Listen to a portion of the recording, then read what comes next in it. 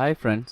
So இந்த வீடியோவில் நம்ம எப்படி ஒரு டேட்டாபேஸில் இன்சர்ட் பண்ணியிருக்கிற டேட்டாவை எப்படி நம்ம இதில் கொண்டு வந்து வியூ பண்ணி பார்க்குறது இந்த கிரிட் வியூவில்ங்கிற சம்மந்தமாக தான் நம்ம பார்க்க போகிறோம். ஸோ முதலாவதாக நம்ம என்ன செய்வோம்டா, இந்த கிரிட் வியூவுக்கு நேம் செட் பண்ணிக்குவோம். ஸோ நான் ப்ராப்பர்ட்டிஸுக்குள்ளே போயிட்டு கீழே ஸ்க்ரோல் பண்ணி பார்க்கன்னு பாருங்கள், டேட்டா கிரிட் வியூ 1ன்னு சொல்லி இருக்குது. நான் அதுக்கு பதிலாக லோட்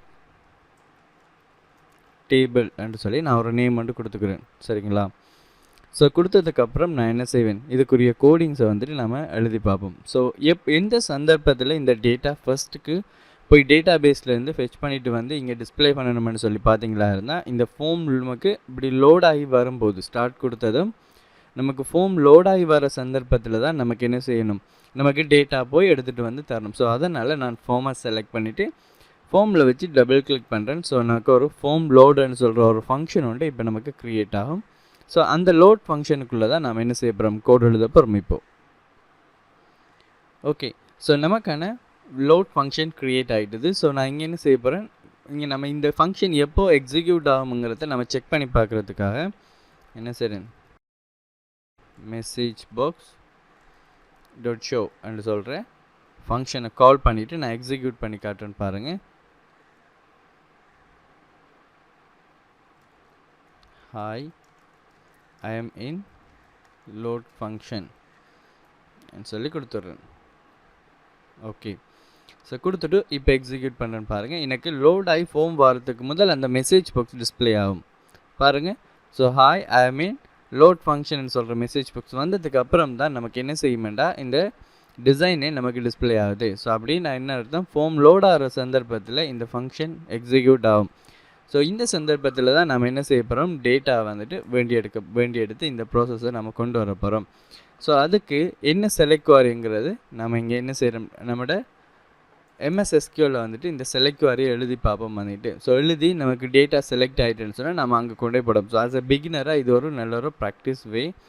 என்ன காரணம், ஸோ நீங்கள் ஒரு வேளை நீங்கள் கோடிங்கோடையே சேர்த்து நீங்கள் குவாரியும் எழுதிட்டீங்களா இருந்தால், ஒருவேளை நீங்கள் எழுதின குவாரியில் என்ன செய்யலாம், நேம் பிள்ளையாக கொடுத்துருக்கலாம், அல்லது காலம்ட நேம் சரியாக மென்ஷன் பண்ணாமல் இருக்கலாம், ஸ்பெல்லிங் மிஸ்டேக்ஸ் இருக்கலாம். ஸோ அந்த சந்தர்ப்பத்தில் நீங்கள் பிள்ளை SQLலையா அல்லது கோடிங்லையான்னு சொல்லி தெரியாமல் கஷ்டப்பட்டுட்டு இருப்பீங்க. ஸோ அதுக்கு பதிலாக நாம் இப்படி எழுதி பார்த்து போட்டு அங்கே கொண்டு போய் போட்டோமாக இருந்தால் நமக்கு கிளியரான ஐடியா இருக்கும். SQLல எந்த ஒரு ப்ராப்ளமும் இல்லை, நம்ம எழுதின ஷார்ப் கோடிங்கில் தான் ஏதாவது ப்ராப்ளம் இருக்குன்னு நம்ம ஈஸியாக டிபக் பண்ணிக்கக்கூடிய மாதிரி இருக்கும். ஸோ நான் இங்கே என்ன செய்கிறேன்னு பாருங்கள், செலக்ட் ஸ்ட்ரிக் ஃப்ரம் என்று கொடுத்துட்டு, ஸோ யூசர் கீ ரிசர்வ் வேர்டுன்றதால நான் என்ன செய்கிறேன், பாக்ஸ் ப்ராக்கெட்டுக்குள்ளே யூசர்ன்னு சொல்லி கொடுக்கேன். ஸோ இப்போ நான் செலக்ட் பண்ணிவிட்டு எக்ஸிக்யூட் பண்ணுறேன்னு பாருங்கள். ஸோ எனக்கு யூசருக்குரிய டேட்டா எல்லாமே இங்கே டிஸ்பிளே ஆகக்கூடிய மாதிரி இருக்குது. சரிங்களா? அப்போ நான் இங்கே என்ன செய்கிறேன்னு பாருங்கள், ஃபர்ஸ்ட்டுக்கு நான் டேட்டாவோட வேண்டி எடுக்கிறதுக்கு வந்துட்டு ஃபஸ்ட்டுக்கு SQL கனெக்ஷன் நான் கொடுக்கணும். ஸோ இங்கே பார்த்தீங்களா இருந்தால் நான் SQL கனெக்ஷன் எதுக்குள்ளே எழுதியிருக்கேன், ஒரு சர்வ் பட்டனுக்குள்ளே எழுதியிருக்கேன். நான் ப்ரீவியஸ் வீடியோஸை நீங்கள் பார்த்தீங்களா இருந்தால் உங்களுக்கு தெரியும். ஸோ என்ன செய்திருக்கேன், இந்த ஓப்பன் க்ளோஸ் கர்லி ப்ராக்கெட்டுக்குள்ளே நான் எழுதியிருக்கிறதால எனக்கு இன்னொரு ஃபங்க்ஷனில் அது அக்சஸ் பண்ண இல்லாமல் இருக்கும். ஸோ அதுக்காக வேண்டி நான் என்ன செய்கிறேன்னு பார்த்தீங்களா இருந்தால், இந்த SQL கனெக்ஷனை நான் கட் பண்ணிவிட்டு நான் என்ன செய்கிறேன், காமனாக கிளாஸுக்குள்ளே கொண்டு போய் போடுறேன். ஸோ என்ன காரணத்துக்காண்டி போடுறோம் கிளாஸுக்குள்ளேங்கிறது ப்ரீவியஸ் வீடியோஸை கண்டினியூஸாக பார்த்துட்டு வந்தீங்களான்னு உங்களுக்கு தெரியும். வந்துக்கிட்டு ஏன் ஒரு கிளாஸுக்குள்ளே நீங்கள் போட்டிங்களா இருந்தால் அந்த கிளாஸுக்குள்ளே இருக்கிற எல்லா ஃபங்க்ஷன்ஸும் வந்துட்டு அந்த வேரியபிளையோ அந்த ப்ராப்பர்ட்டியை வந்துட்டு அக்சஸ் பண்ணக்கூடிய மாதிரி இருக்கும். சரிங்களா? ஸோ அப்போ நான் இங்கே என்ன செய்கிறேன், அது கனெக்ஷன் மேலே கொடுத்ததால நான் ஈஸியாகவே அக்சஸ் பண்ணிக்குவேன். இப்போ நான் டேட்டா வந்து ஃபெச் பண்ணிவிட்டு கொண்டு வரதுக்கு SQL டேட்டா அடாப்டர் என்ற ஒரு ஆளை யூஸ் பண்ணுறேன். DA data adapter equal new SQL data adapter. So கொண்டு வந்துட்டு நான் இங்கே என்ன செய்யணும், இங்கே 2 டேட்டா நான் பாஸ் பண்ணணும். முதலாவது வந்துட்டு நான் க்ரியேட் பண்ண SQLை நான் பாஸ் பண்ணணும். சரிங்களா? நான் அப்போ அதை காப்பி பண்ணிவிட்டு வந்து நான் என்ன செய்கிறேன், இதுக்குள்ளே டபுள் கொட்டேஷனுக்குள்ளே நான் போட்டு வரேன். அதுக்கப்புறம் நான் என்ன செய்யணும்னு பார்த்தீங்கன்னா, என்ன கனெக்ஷனுங்கிறத கொடுக்கணும். ஓகே, கனெக்ஷனையும் கொடுத்துட்டேன்.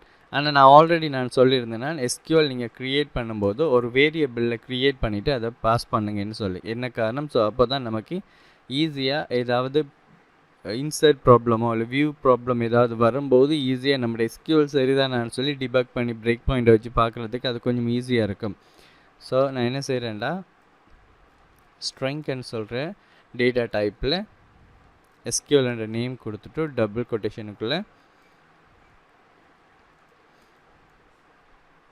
என்ன செய்கிறேன், இங்கே வேண்டி எடுத்துட்டேன். ஸோ நான் அந்த டேட்டாவே அந்த வேரியபிளை நான் இங்கே பாஸ் பண்ணணுன்னா நான் இந்த SQL இங்கே பாஸ் பண்ணப்பட்டுரும்.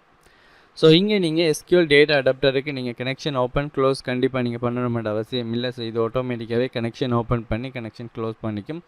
ஸோ நான் என்ன செய்கிறேன், SQL கொடுத்துட்டேன்னு வந்துக்கிட்டு, ஸோ இங்கே நான் என்ன செய்கிறேன் கொடுத்ததுக்கப்புறம் பாருங்கள் டேட்டா டேபிள் இங்கே என்ன செய்கிறேன் DT ஈக்குவல் நியூ டேட்டா டேபிள்னு சொல்லி கொடுத்துட்றேன். ஸோ இது என்னன்னு சொல்லி பார்த்தீங்களான்னா இந்த டேட்டா டேபிள் நீங்கள் சிம்பிளாக அண்டர்ஸ்டாண்ட் பண்ணுறதுக்கு, ஸோ இந்த டேட்டாவில் இந்த டேட்டா அடாப்டரில் இருந்து எடுத்துகிட்டு வந்த டேட்டாஸை நாம் என்ன செய்வோம்டா, டேட்டா அடாப்டரில் இருந்து எடுத்துகிட்டு வந்த டேட்டாஸை நம்ம ஃபில் பண்ணுவோம். எதுக்குள்ளேண்டா DTக்குள்ளே நம்ம ஃபில் பண்ணி விடுவோம். சரிங்களா? ஸோ ஃபில் பண்ணதுக்கப்புறம் தான் நம்ம என்ன செய்யலாம், நம்மளோட கிரிட் வியூவுக்கு நம்ம ஆட் பண்ணக்கூடிய மாதிரி இருக்கும். ஸோ அதுக்காக நான் இங்கே ஆட் பண்ணிட்டேன். ஃபில் பண்ணதுக்கப்புறம் இப்போ நான் என்ன செய்ய போகிறேன், நம்மளோட லோட் டேபிள்ற நேம் என்னது, நம்மளோட கிரிட் வியூட நேம் என்னது, லோட் டேபிள்னு சொல்லி கொடுத்துருக்கேன் இல்லைங்களா? அப்போ நான் இங்கே டைப் பண்ணுறேன்னு பாருங்கள், load table dot data source equal DT. Okay fine. So நான் இங்கே இதை கொடுத்துட்டேன். ஸோ கொடுத்ததுக்கப்புறம் இப்போ நான் என்ன செய்கிறேன், எக்ஸிக்யூட் பண்ணுறேன்னு பாருங்கள்.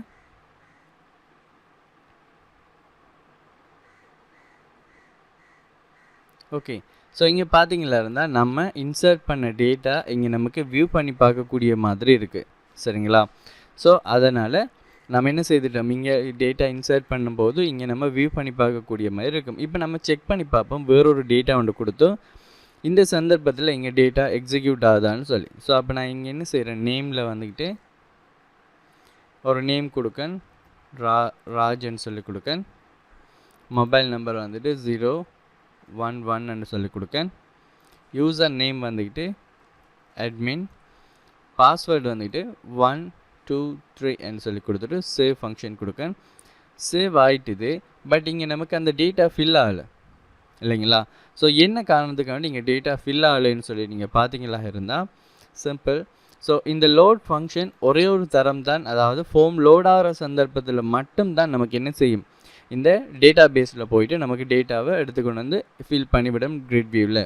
பட் ஆனால் எனக்கு இன்சர்ட் பண்ணதுக்கு அப்புறமும், அதாவது இந்த டேட்டா இன்சர்டட் சக்ஸஸ்ஃபுல்னு மெசேஜ் வந்ததுக்கு அப்புறமும் டேட்டா பேஸில் போய் அந்த டேட்டாவை எடுத்துகிட்டு வரணுமாக இருந்தால் நம்ம என்ன செய்யணும், கண்டிப்பாக கீழே ஒரு தனியாக ஒரு ஃபங்க்ஷன், நம்ம ஒன்றுக்கு மேற்பட்ட இந்த கோடிங் எப்படியே காப்பி பண்ணி கொண்டு வந்து என்ன செய்யக்கூடாது, இதுக்கு கீழே நம்ம ப்ளேஸ் பண்ணி விடக்கூடாது. மெசேஜ் பாக்ஸ் வந்ததுக்கு பிறகு இப்படியும் நம்ம செய்யலாம். ஆனால் சில சந்தர்ப்பங்கள் நம்ம ஏதாவது சேஞ்சஸ் பண்ணக்கிட்டவா திருப்பி நம்ம என்ன செய்யலாது, இந்த கோடிங்கை நம்ம ஒன்றுக்கு மேற்பட்ட தரம் போய் அப்டேட் பண்ண வேண்டி வரும். ஸோ அதுக்கு பதிலாக நான் என்ன செய்ய போகிறேன்னு பாருங்கள், இங்கே ப்ரைவேட் இந்த கிளாஸுக்குள்ளே மட்டும் அக்சஸ் பண்ணணும், வாய்ட் எதையுமே ரிட்டர்ன் பண்ணாது இந்த ஃபங்க்ஷன். ஸோ நான் லோட் டேபிள் என்று சொல்கிற ஒரு ஃபங்க்ஷன் ஒன்று க்ரியேட் பண்ணுறேன். ஃபன் இதுக்குள்ளே நான் என்ன செய்கிறேன், இந்த கோடிங்கை வந்துட்டு ப்ளேஸ் பண்ணி விடுறேன். இப்போ எனக்கு எந்த ஒரு எரருமே இல்லை. அப்போ நான் என்ன செய்கிறேன், இதை கால் பண்ணி விடுறேன். ஃபார்ம் லோட் ஆகும்போதும் எனக்கு என்ன செய்யுங்க, இந்த லோட் டேபிள் ஃபங்க்ஷனை கால் பண்ணி விடுங்க. அதே மாதிரி ஏதாவது ஒரு இன்சர்ட் நடந்ததுக்கு அப்புறமும் எனக்கு என்ன செய்யுங்க, இந்த லோட் டேபிள் ஃபன் என்று சொல்கிற இந்த ஃபங்க்ஷனை கால் பண்ணுங்க என்று சொல்லி கொடுத்து விட்டோமாக இருந்தால், இப்போ பாருங்கள் எக்ஸிக்யூட் பண்ணும்போது எனக்கு இங்கே 3 டேட்டா வந்திருக்கு. இப்போ பார்த்தீங்கன்னு சொன்னால் அடுத்தது கொடுக்கேன், டேவிட் மொபைல் நம்பர் 111 சொல்லி கொடுக்கேன், 1110 சொல்லி கொடுத்து வரேன். ஸோ யூசர் நேம் வந்துட்டு user3 சொல்லி கொடுக்கேன், பாஸ்வேர்டு வந்துட்டு 112233 சொல்லி கொடுத்து சேவ் பண்ணுறேன். பாருங்கள் டேட்டா இன்சர்டட் சக்ஸஸ்ஃபுல்னு சொல்கிற மெசேஜ் வந்த உடனே நமக்கு இங்கே கொடுத்த நம்ம டேட்டா வந்துட்டு இங்கே என்ன செய்துடுது, நமக்கு இங்கே ஃபில் ஆகிட்டுது. ஸோ பர்ஃபெக்டாக வந்துட்டு நமக்கு என்ன செய்யுது, வியூ ஃபங்க்ஷன் வந்துட்டு நமக்கு ஒர்க் பண்ணக்கூடிய மாதிரி இருக்குது. ஸோ இதுதான் கோடிங் வந்துட்டு. ஸோ நீங்களும் ப்ராக்டிஸ் பண்ணி பாருங்கள். நெக்ஸ்ட் வீடியோவில் நம்ம எப்படி அப்டேட் பண்ணலாம்ங்கிற சம்மந்தமாகலாம் நம்ம பார்ப்போம். தேங்க்யூ ஃபார் வாட்சிங்.